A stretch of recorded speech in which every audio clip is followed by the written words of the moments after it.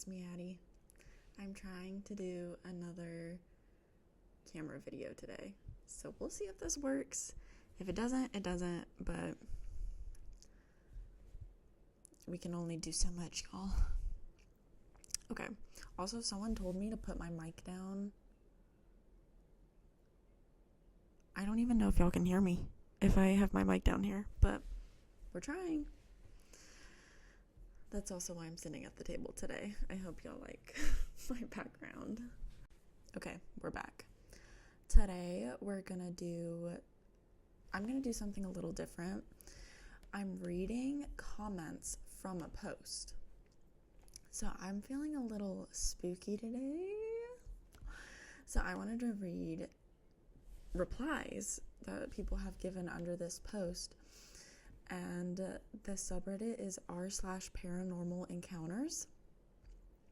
And the prompt was just give me your best spine-chilling real-life ghost story. So I'm going to read some of these. Okay, this first one was posted 10 months ago. And it is from Zealous Ideal I836. They say, I'll give you a 2-for-1. I moved around a lot as a kid. We were the kind of family that would have boxes that would always go unopened and undisturbed between moves. My dad was a good guy but had issues with authority, so he usually had issues keeping a stable job for more than a year or so. When the lease was up, we'd move closer to his new job. Anyways, during one of these moves, my dad found a steal next to his job. It was an old 2-bedroom, 1-bathroom house with a detached garage.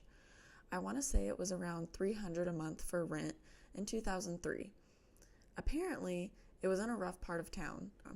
The landlord told us, I won't go into the specifics, but I'm required to tell you if someone has passed away in the house within the last 5 years. My dad saw a great deal and shrugged it off. Whew. We moved in soon after, and things started very quickly. There were noises in the house all the time. It was like we had other people living there. It would generally be noises that you'd expect when other people were around. Things like drawers opening and closing, doors swinging around on their own, water turning on in the bathroom, and then back off. Nothing malicious was happening, so we just lived with it. Another weird quirk about the house was that the front door had a keyhole on both sides, so you could not leave the locked house unless you had the keys. Oh, that's weird.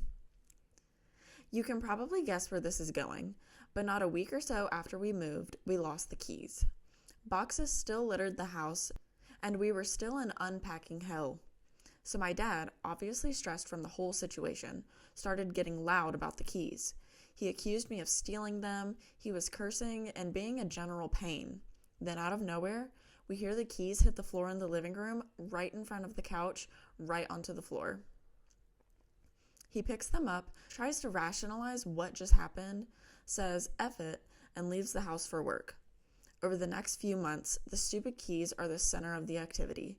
My dad would put them in a glass bowl on top of our tube TV every day after work, and somehow they would be moved by the morning.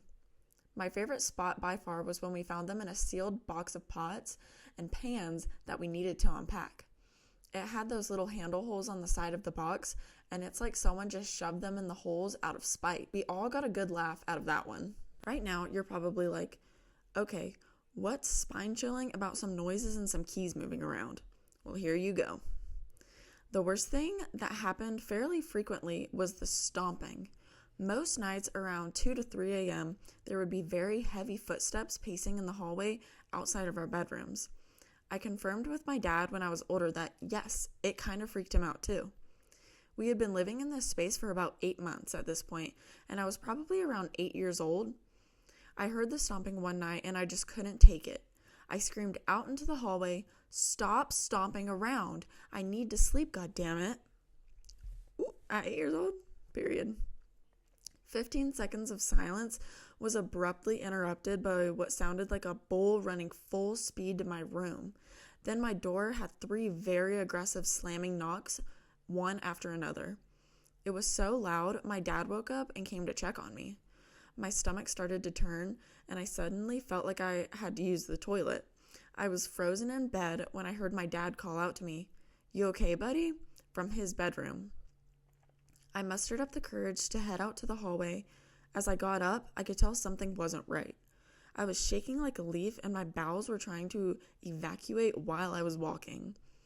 I ran as fast as I could to the toilet, but it did not help. There was a trail from the hallway between my bedroom and the toilet, and my poor dad, worried about my safety, followed me into the bathroom to figure out what the hell just happened. I explained everything, crying on the toilet, making a mess of myself and the house. I was embarrassed and terrified. After this, my dad told me, "If you ever feel uncomfortable, you can come sleep in my room. Nothing can bug you when I'm around." Oh. The final straw came a week later. My dad had been dating a girl for over a year, and she had been staying with us more and more. One of the nights she stayed over, they had a really minor fight right before bed. I think it was about cleaning/chores. Anyways, they both went to bed grumpy about it. Right around the magic 2 to 3 a.m. mark, his girlfriend got yanked out of bed by one of her ankles and got dragged out of the bedroom and down the hall. By her account, she woke up after she was on the floor and felt something pulling on her leg. It took a while for her to realize exactly what was happening. She shrieked and whatever it was let go. She ran back into the bedroom and turned the lights on and explained the whole thing to my dad. He sent me off to my aunt's house and stayed in the house alone for a few months while looking for another place to go. Figured it would be safer without me there. During packing and moving out of the house, my dad had some friends swing by to keep him company while he packed. Almost everyone who came by to help mentioned that they saw a small white dog walking around right when they entered the house. Yeah, that place was haunted AF. I still think about it from time to time. Wonder if the people who live there now deal with the same stuff or if it's all calmed down. Bonus, extra DLC story. My dad's girlfriend had brought a yoga ball to the house, and as a rambunctious 8-year-old, I wanted to play with it all the time. She tells me I can play with it, but I have to be careful. So we lightly toss it back and forth down this hallway. And after a minute or so, I toss the ball and it freezes mid-air before it makes it to her and comes right back to me. She was mortified. I was too young to realize what happened, and she didn't want to freak out her boyfriend's 8-year-old son, me. So she quickly just said she didn't want to play with it anymore, and we went and did something else. I hope you enjoyed. Woo! Spooky. That's grody. Honestly, why is the ball the craziest thing to me? Because, I don't know, like some of the other things you could just be like, oh, it's sleepwalking, which it's not. We know it's not. But the ball, that's trippy. That's weird. Wow. So cool. All right, this one is from JJ in Dallas, also posted 10 months ago. My dad's brother had a lake house way far north near the Canada border. He was also an amateur astronomer and would wake us up at like 3 a.m. to look at Saturn's rings and stuff through the telescope. Very cool. One night when I was about 15, it was hot and I couldn't get back to sleep, so I went out and sat on the dock. No AC back then. It was very dark, no moon, but zillions of stars. Aurora Borealis, too. I was trailing my hand through the water when something grabbed it. It wasn't a fish nibbling on my fingers or anything. It was an actual hand wrapped around my hand. I yanked back before I could get a good grip, and I felt the fingers slide across my hand back into the water, and then I sat frozen, too scared to move, listening to weird sounds from under the dock. I finally crawled back down the dock to dry land. I'd been swimming in that lake thousands of times, including at night, and never felt threatened or like I was unsafe. No idea what that was about. Yuck. I let all these stories, I feel like my reaction is just gonna be like, ew. But that's so gross. The hand. No. Like, listen, I want to go fishing so bad. I haven't been fishing in a really long time.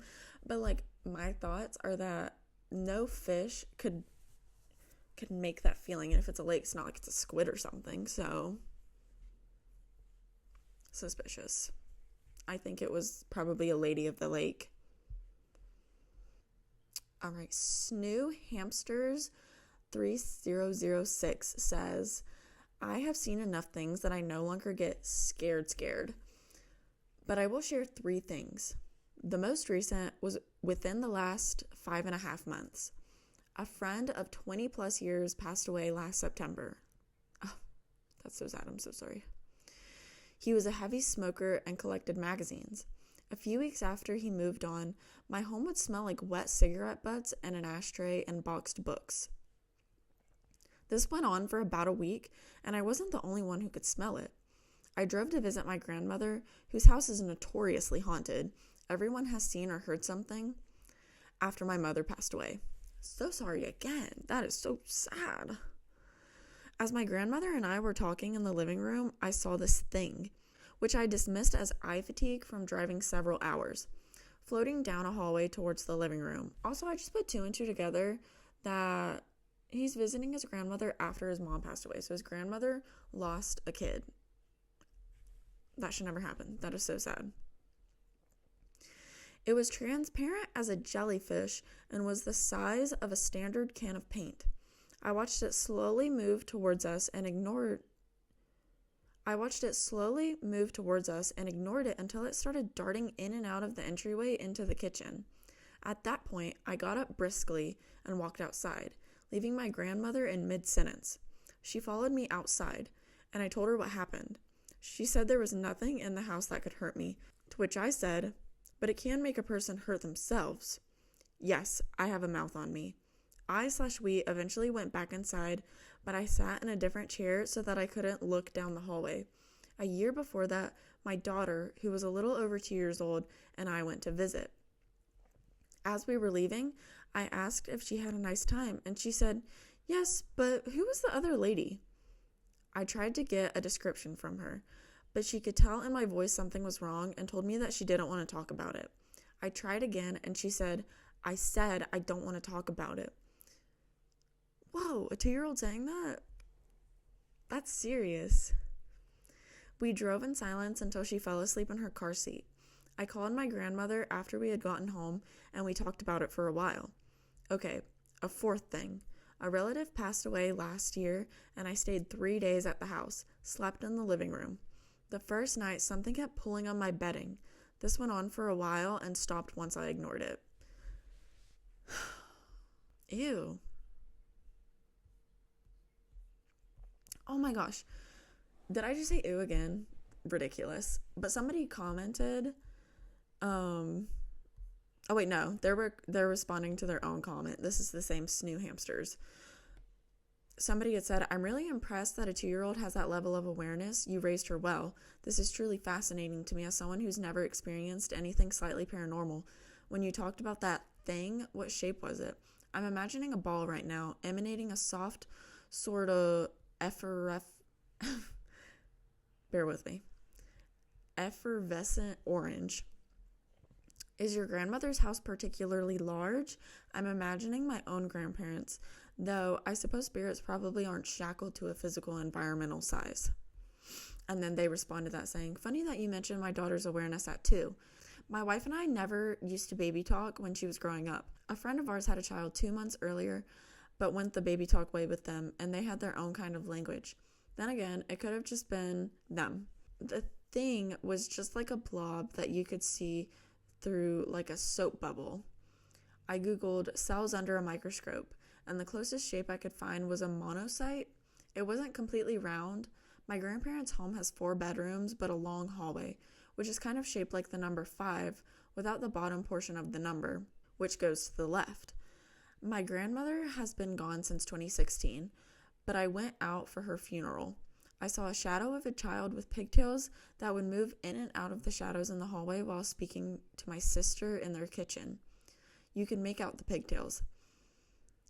Last year was the first time I had gone back since then, and I was concerned I was going to see something because of the relative who passed on had been seeing something along with my late grandmother. They both said that they were sitting in the living room and heard the doorknob of the bedroom my grandfather slept in. They slept in separate rooms and looked up to see what appeared to be my grandfather. They said his mouth was moving, but they couldn't hear what he was saying, which is the weirdest part. They said the only thing he was wearing was a red loincloth of sorts. One of my uncles and his wife now live there, and my uncle said things don't seem to happen as frequently as when he was living there. His wife only talks about occasionally feeling like she's being watched. It really is a strange house. Even people who aren't familiar with the place have said or seen things. My father, who was a retired Battalion fire chief, sorry if I said that wrong, won't set foot in the place, and he has seen some things because of his previous job and during his time in the military. War. I didn't mean spooks and spectral type stuff. My uncle said he and the relative who passed away last year saw a cat run through a wall. The last time I was scared to stay there, which was 30 plus years ago prior to last year, something kept pacing around the bed I slept in to the point that I slept on the couch in the living room. One evening, I woke up and there was something that was looking at me as though it were on top of me. All I could see were eyes. I just stared back at it as my brain tried to process what I was seeing or until I knew that I was actually awake. Then, I jumped and tripped over my feet. Sorry, I skipped ahead. The scariest thing up until that point, which was the breaking point, was when I decided to stay there alone because my grandfather was at work and my grandmother, who had a thing for canning, had gone out to get peaches for preserves. I stayed behind because any road trip with her turned into hours, and I figured since it was early in the day, they would get home before sundown. They didn't. I opened all of the doors and sat closest to an exit and watched television.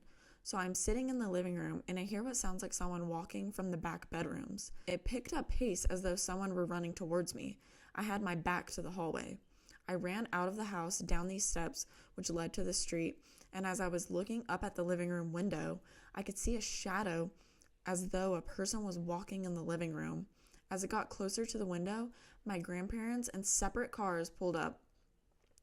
My grandmother and I used to have a thing where our calls would end with her telling me the latest ghost gossip. She had 3 daughters, all of whom left this place before she did. Oh, no.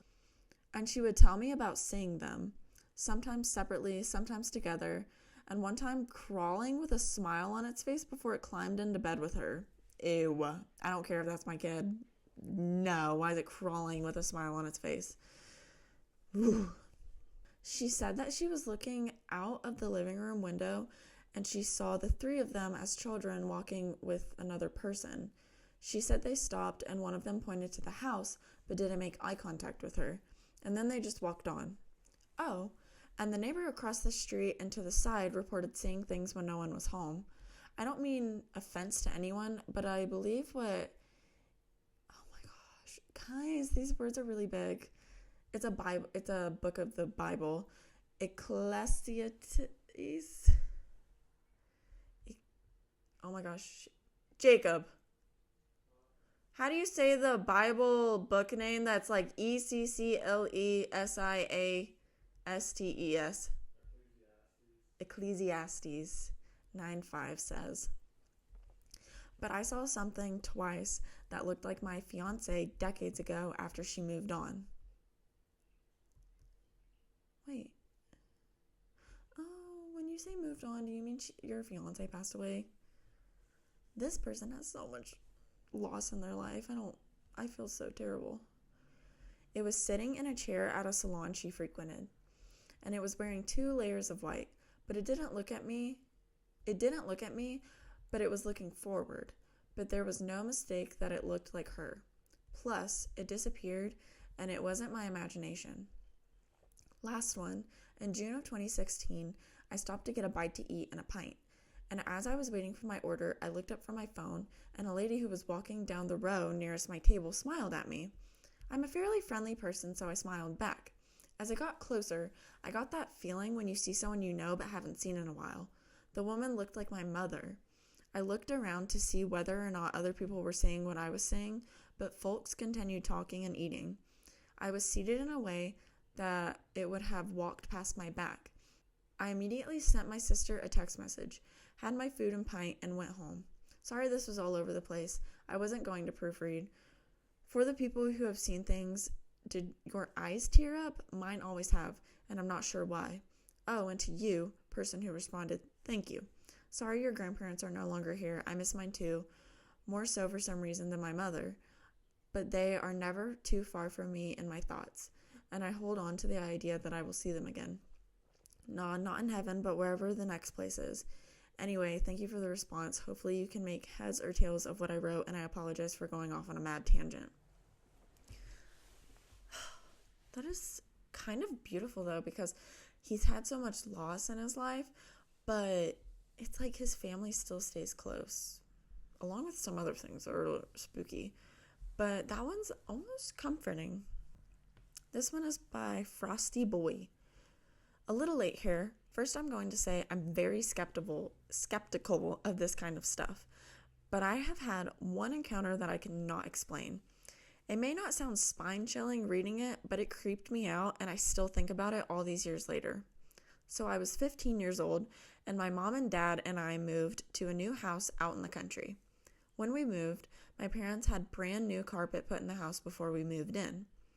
Our third night there, it was just my mom and I. My dad was gone for work. And my mom was telling me goodnight, and as she was walking out my door, she stops and looks at the floor and says, "That's creepy." I get up and I look, and there's a full single small footprint in the carpet facing towards the doorway back to my room. One footprint, and it was smaller than my mom's footprint, and my footprint, we checked.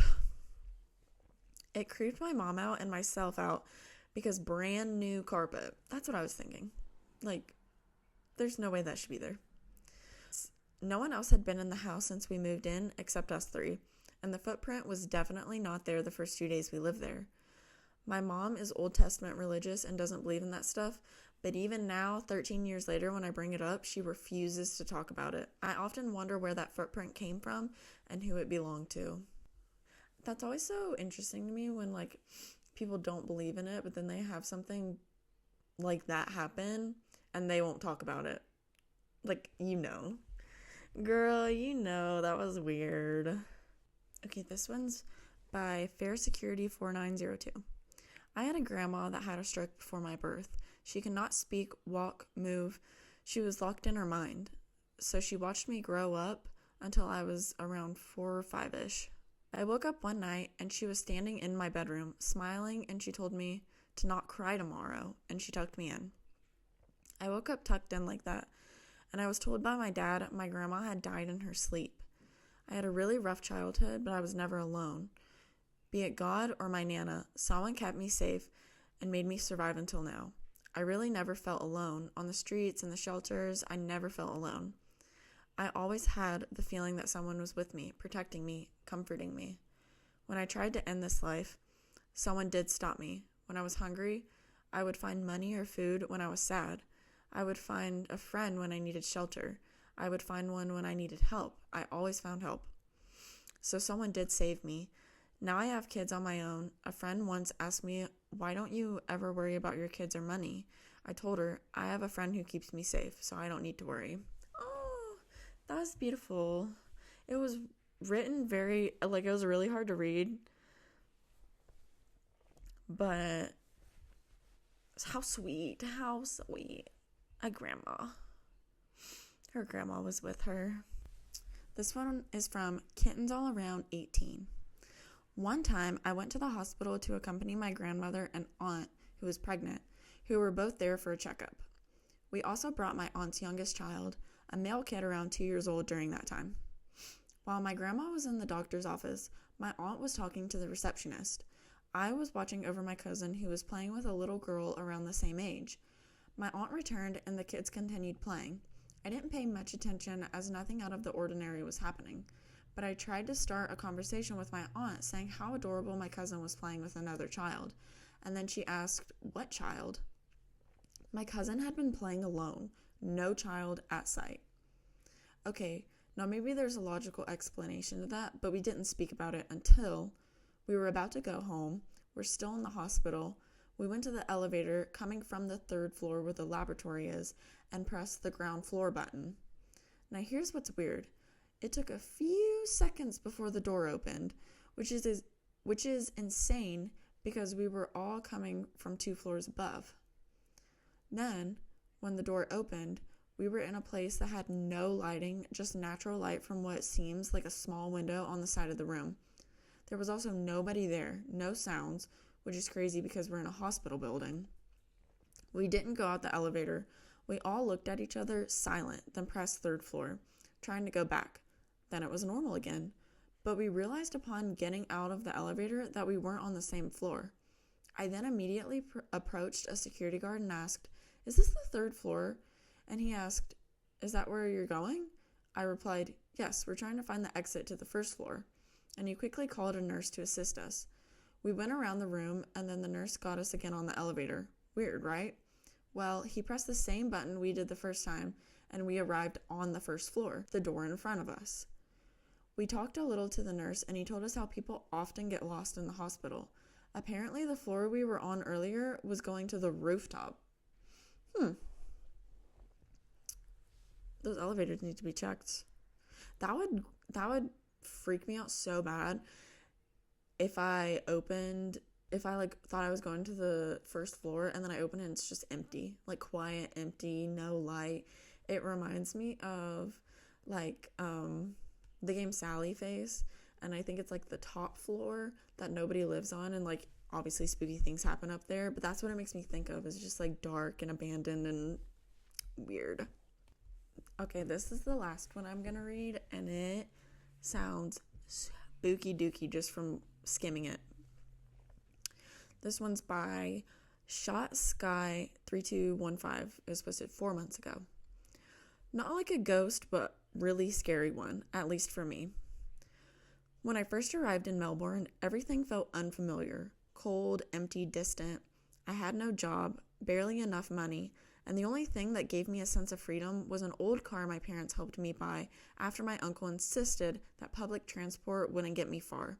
It wasn't much, but it kept me moving. To make ends meet, I signed up for Uber Eats. Most nights blurred together, driving across lonely suburban streets, dropping off food at strangers' doors, but one winter night, something happened that still makes my skin crawl. It was my last delivery of the night. The suburbs had already gone silent. Melbourne streets empty, swallowed in darkness past 8 p.m., the kind of silence where even your own breath feels too loud. By the time I reached the area, it was just after 9. The street was pitch black, only a few dying streetlights flickering at long intervals, throwing weak circles of light that never seemed to touch the ground. I switched on my high beams, scanning the mailboxes for the right house number. Then I noticed one house with its lights on, warm yellow spilling through a large glass window. It had to be the one. I pulled over, made a U-turn to face the road for a quick escape, and that's when I saw her. An old woman, dressed in a black sweater, a hulking German shepherd by her side. She stepped into the window's glow, her eyes reflecting the harsh glare of my headlights. Slowly, she lifted her frail hand and began knocking on the glass. Thud, thud, thud, staring directly at my car. Something about it was wrong, too deliberate, too unblinking. I froze, my hand on the door handle. That's when I noticed the mailbox outside. It wasn't the right number. My delivery was for the unit just next door. Relief washed over me for a moment, but as I turned the wheel to move ahead, I glanced back at the window. She was still there, still knocking, her hollow eyes locked on me. My chest tightened. The street felt colder, darker, as though the world beyond that window was ceased to exist. I parked near the correct house, grabbed the delivery bag, and forced myself to step out. And there she was, still at the window, still pounding her fist on the glass in the same slow, rhythmic pattern. Thud, thud, thud, like a grotesque metronome syncing with my heartbeat. A shiver ran down my spine so sharp I almost buckled my knees. I dropped the order at the door as quickly as I could, praying the customer would open, take it, and let me leave. On my way back to the car, something inside me made me look again. I wish I hadn't. She hadn't moved, not an inch. She stood there, her face pressed close to the glass, her hand still hammering that same lifeless rhythm. And this time, I swear it felt like she was calling me, beckoning me closer. I panicked, ran to my car, fumbled with the keys, and started the engine. Yet, against all sense, I couldn't resist one last glance. Through my side mirror, I saw her, unchanged, dog unmoving, hands still hitting the glass, eyes still on me. My mind screamed to drive, to flee, but a fragment of conscience whispered, what if she's in trouble? Against my better judgment, I stepped back out, but I didn't go to her. Instead, I knocked on the door of the customer I'd delivered and stammered out what I'd seen, that an old woman was banging on her window, staring, calling for help. The man at the door just stared at me, his face pale, unreadable. Then, finally, he exhaled and said, don't worry, she's not, well, she does that. She has a mental condition. He admitted he'd been terrified too, the first time he saw her. Now he simply accepts it. His words should have comforted me, but as I walked back to my car, my legs trembling, I realized something worse than ghosts exists. Things that wear human faces but move with unnatural patterns. Things broken, unpredictable. And as I drove away, my headlights caught one last glimpse of her, still at the glass, still banging, still staring. Not a ghost, not a spirit, but somehow far scarier. Oh my gosh. That was so well written. That was like beautifully written. Oh, I wonder if she has OCD or something. I don't think that this one is like someone wearing human skin. I do think it's a mental condition, but even then, like, that is scary. And it makes me sad for her because I wonder, no, actually, I'm lying. I'm not lying, but the dog not moving is freaking me out. Why is the dog not moving?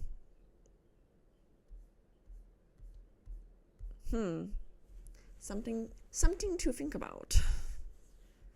But it does sound kind of like OCD. Because I remember my dad one time told me he saw this woman and it was like the saddest thing in the world. It was an older woman. She just kept opening and closing her door, And it was very obviously a mental condition. But like there wasn't really anything he could do, or anyone for that matter, except like somebody professionally trained in dealing with that situation. But OCD is scary. And that's what I'm diagnosing this woman with.